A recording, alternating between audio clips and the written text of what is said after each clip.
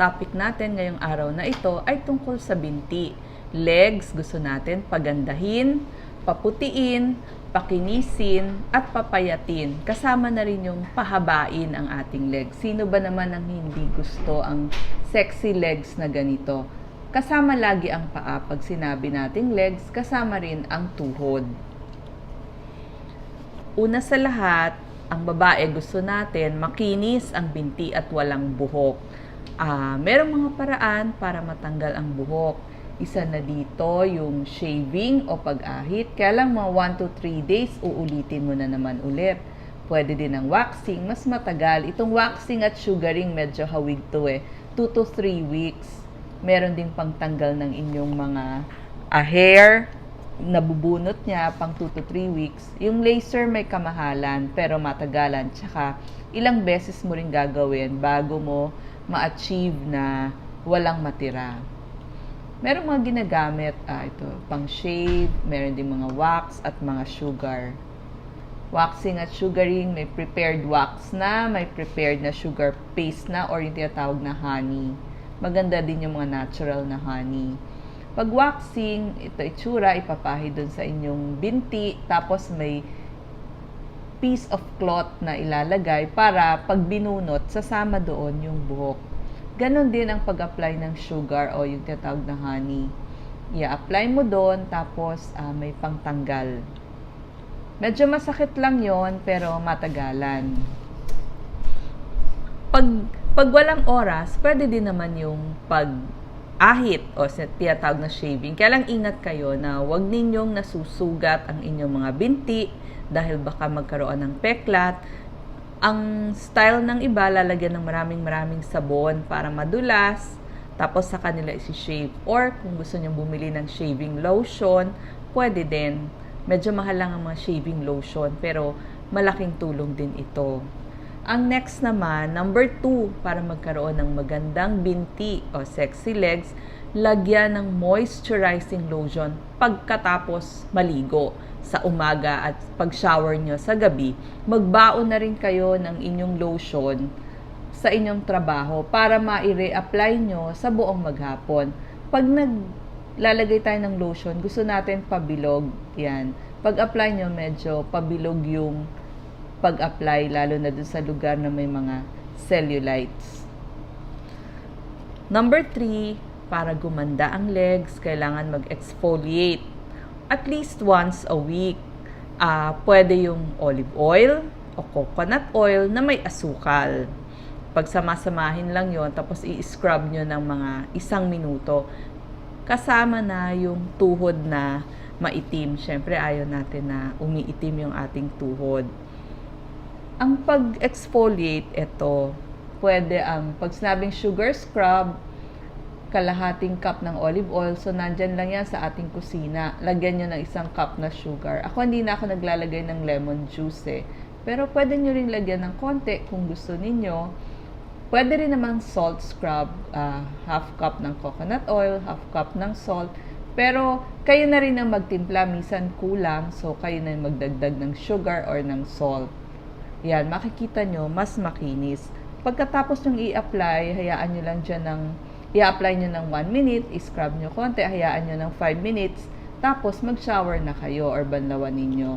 At habang nag-shower, pwede nyo rin i-scrub. Kung may pang-scrub kayo or malambot na lufa, pwede nyo rin gawin yan para matanggal yung mga dead skin cells.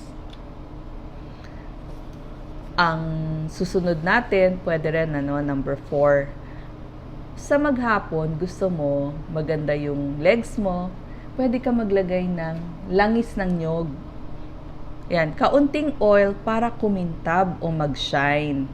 Isa sa pwedeng gamitin natin yung ating langis ng nyog. Diba gusto mo medyo ganito, makintab ang inyong legs. Ang ganda tignan pag medyo kumikinang.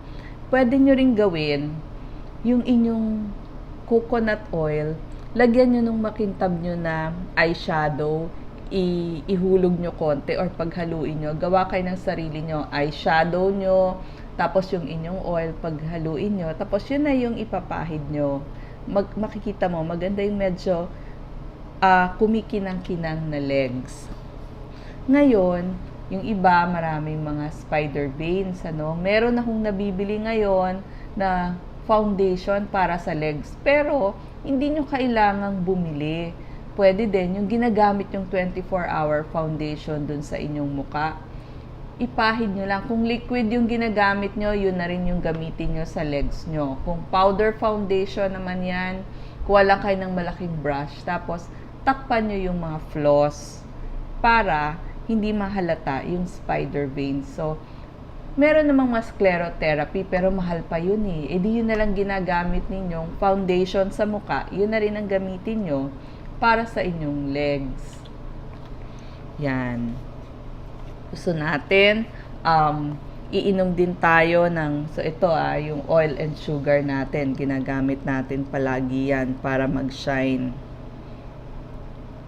Tsaka para dun sa inyong maitim na tuhod, pwede yan. Gusto rin natin, iinom tayo ng 8 hanggang 10 basong tubig sa maghapon. Unti-unti ang pag-inom sa buong 24 hours. Siyempre, para yun sa magandang balat natin. Pag dehydrated, kulubot ang ating balat. So, magkukulubot din pati yung balat sa legs. So, makikita yan kung very dry at kulubot ang inyong balat. Kailangan medyo payat ang ating legs. So, paano natin magagawa yon? May konting hirap. Kailangan natin mag-exercise. 15 to 30 minutes kada araw. So, gawin ito ng mga 5 times a week or every other day. Ano yung mga nababagay na exercise para dun sa ating binti? Kasi ayaw mo naman na may cellulite at matabang binti. Pwede ang mga squats. Maganda yan. Kita nyo para ma-exercise yung mga muscles dyan. Ito, may mga pagtuturo paano ang pagkakaroon ng o paggawa ng tamang squat. Kailangan tama eh. So, ito, diretso muna, taas ang kamay. Unti-unti, uupo kayo, up and down. So, maganda yan. Up and down na squats. Akyat baba din sa hagdan. Okay din yan. Ito yung mga sideways. Mas madali-daling gawin. Yung mga ganitong squats.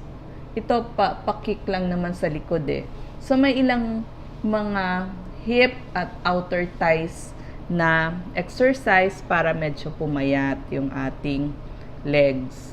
Kailangan pagsisikapan natin ito kasi hindi nyo maa-achieve yon kung walang konting hirap.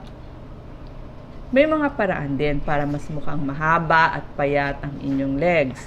Siyempre, daanin nyo dun sa sinusuot ninyong damit. Una sa lahat, pili kayo ng mga pantalon na dark color.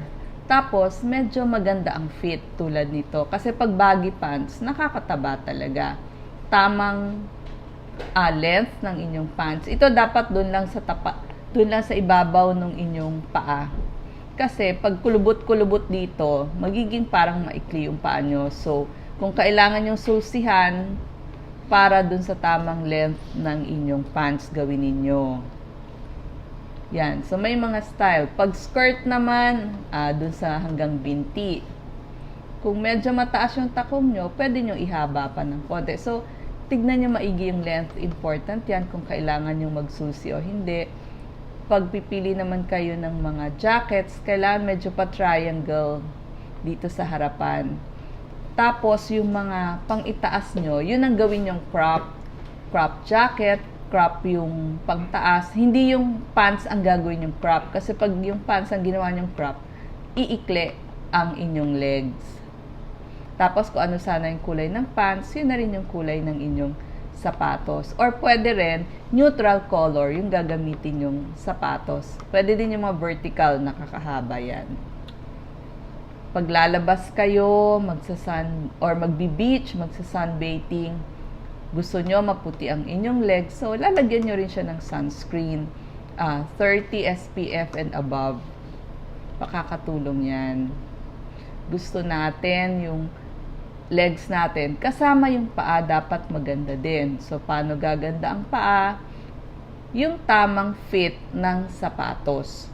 Ayaw nyo naman na magkaroon ng mga bunions at mga sugat-sugat dyan. So, kung nagsusugat yung inyong mga ankle dyan o bukong-bukong, palitan o gawa ng paraan ang inyong sapatos. Kasi pag nagpuro peklat yan, hindi rin magiging maganda yung effect. So ito mahabang legs, payat na legs, yan ang maganda.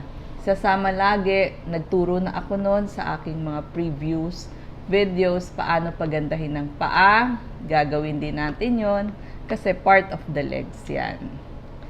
Ngayon, alam ko sa trabaho natin, sa pagsakay sa public mga sakayan, ang tagal nating nakatayo, ang haba ng ating nilakad kasi kailangan din yung mga walking, di ba? Sabi ko, walking, biking, kung kaya mag-swimming, magsuswimming. Yan po ay yung mga calf raise, yung mga exercises natin. So, pagdating ng hapon, di ba nakikita natin yung iba-iba? Ba't kaya nila tinataas yung binti nila? Dun sa may wall o dun sa harapan ng kanilang bed. Maganda po yan para sa pag-regulate ng blood flow. So, kung pagod na ang inyong paa, pwede nyo gawin to ng mga 10 to 15 minutes lang para din dun sa inyong mga varicose veins.